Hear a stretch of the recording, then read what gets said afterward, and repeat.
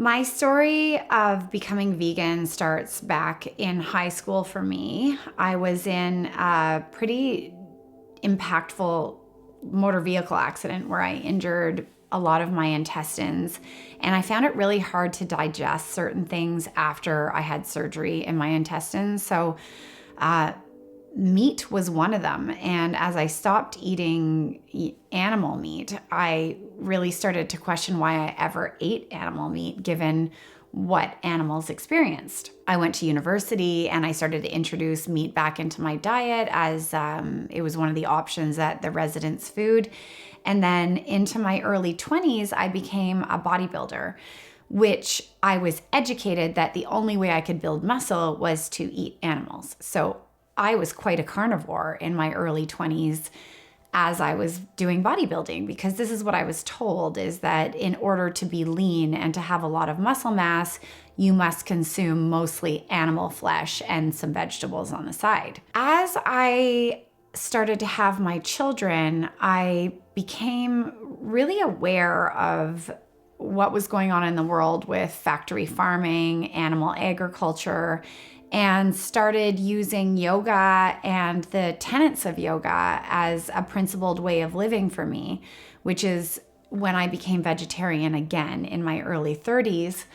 And the more I investigated animal agriculture and even the effects of dairy and animal flesh in our diets, I realized that there were many arms to which and to why I would want to be vegan. I realized that the environment was suffering from animal agriculture. I realized that animals suffered from animal agriculture, and even the things that I believed were not harming animals, such as egg laying, had a dark side to them in terms of production. As well as the fact that I started really learning about the magic and the effect of plants on the diet, from everything from depression to cardiovascular health to cancer prevention. At no time did I feel that my journey needed to be everybody's journey, and nor do I feel that at this moment. I feel that everyone's journey is little seeds and little steps along the way. But I do know categorically that as we know more about the practices of animal agriculture and what it does to our environment, and also the impact of eating plant-based diet on our health, the world should start to look at eating more plants. It took me a long time to become vegan. It was 7 years ago in January that I became vegan, and it wasn't without difficulty. Even though I'd been vegetarian for 2 years, taking eggs out of my diet and dairy was a big change. Dairy I found very hard, not because of the physiological effects I had from dairy, but because there was a real craving with cheese and eating pizza and eating cheese with wine. That was a very big mental hurdle to get over. And with eggs, I feel like it was actually a nutritional shift that I needed to do. So as I removed eggs from my diet, I noticed that I would start having dreams about funny enough, catching salmon in my mouth like I was a bear. And I knew that I wasn't meeting something in my diet when this happened. So what I did is I would have an egg occasionally as I was becoming vegan, because I didn't want to feel that uncomfortable in my brain and my body as I was making this transition. And as I started to learn how to incorporate a variety of foods in my diet rather than just sticking with a couple staples, those cravings went away. I want to speak to cravings because one thing that a lot of us, including myself, don't understand is that there is a connection between the microbiome in your gut and your brain.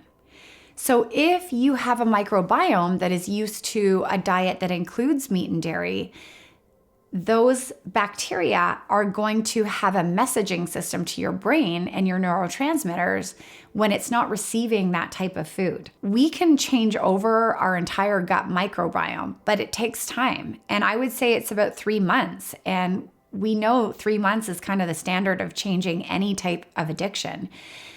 during that time, you will feel uncomfortable. It is not, if you quit sugar, if you quit dairy, if you quit anything that your microbiome is used to, you are going to experience discomfort because it is connected to your brain and how your brain is operating.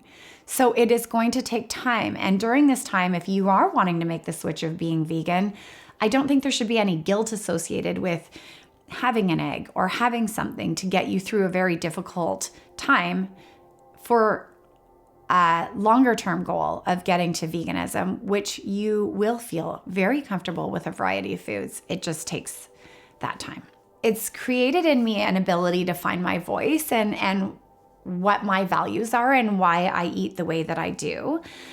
It's also given me kind of like this anchor of a standard of living, of how I want to leave a footprint on this earth and how my choices in my diet really affect that. I am going to be very bold and say that if you don't have a few items on your menu that are plant-based in any type of restaurant, I think that you're not being proactive. I think that there's not anything groundbreaking about your menu if you can't offer something other than avocado toast or pasta with red sauce, because the world needs more plants. And even if you have fish and meat on your menu and that's your specialty, you should have an offering that includes plants for people that are plant-based, or even someone who's maybe battling cancer or diabetes and needs a different type of menu and wants to eat out with their family or friends that might be consuming meat or fish. Look, we live in a time where there has never been more available to us to have incredible plant-based options. And the great thing is when you're vegan and you're eating a lot of vegetables and plants, you usually can eat more because calorically, vegetables are not that heavy. So I have a lot of fun in my recipes, in my grocery shopping, because there's so much out there right now. So my advice would be to find some great vegan resources online. Some amazing, I can think off the top of my head, School Night Vegan, Erin Ireland is incredible, Nora Cooks is incredible. There are so many resources. You don't even need to pay any money. You can get resources, recipes off the internet, off Instagram, off Facebook. It's out there. Podcasts on veganism. At no point in history has it been easier to be a vegan. The second piece of advice is, if you're like me and cheese is a really difficult thing, it's much better to find somebody local in your town that is making cultured cheese from plants, just the way cheese is made from animals. So this would be taking any type of base milk like cashew or coconut, adding a bacteria to ferment it, and then making that cultured cheese the same way that it's made with a dairy product, versus getting a cheese in the grocery store that can be full of chemicals and actually tastes terrible. I mean, every city is going to have different options, but usually there is someone in major cities who's doing a plant-based cheese that's very artisanal and usually expensive, I'm going to say, but cheese is expensive anyways. So whether you're ready to take the full plunge and become vegan or plant-based, or you just want to introduce a more plant-based diet in your life, in your family's life, you will benefit. You're going to have definitely a healthier body and a healthier connection to the food and where it's coming from. You may get inspired to garden and make many more recipes in your own kitchen. There is just so much out there that we can do with plant-based food, and you will feel the health benefits immediately.